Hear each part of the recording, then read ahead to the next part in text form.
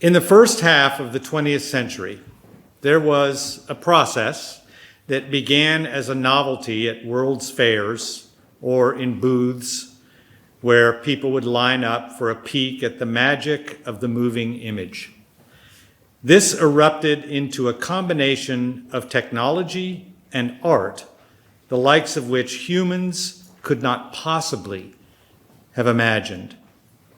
By the 1940s, we had color and sound and what was now known as motion pictures projected onto enormous screens in ubiquitous auditoria dedicated to the purpose.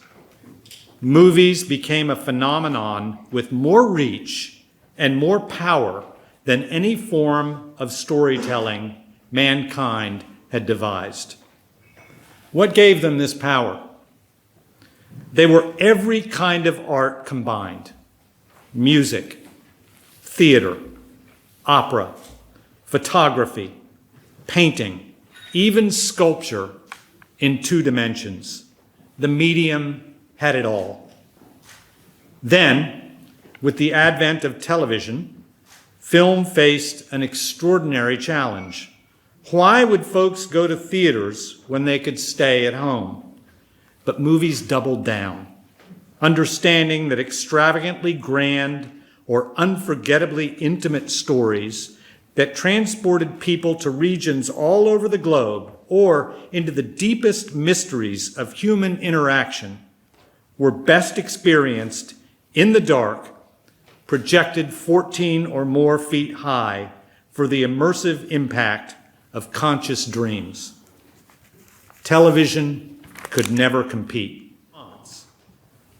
I want you to think for a moment about what really defines what film does that television does not, and therefore how experiencing movies at home is a cheap simulacrum.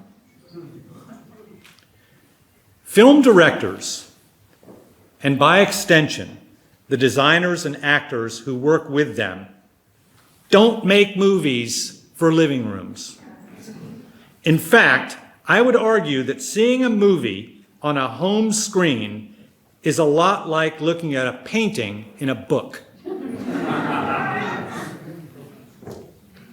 Let's speak solely of image and sound. Movies are not reality. They are a distillation and an amplification all at once. They furnish an apotheosis into something greater than life. Like all art, they mediate between us and what we call the divine. That doesn't happen on a small screen. And the people who devote their lives to making films not only know this, they live for it.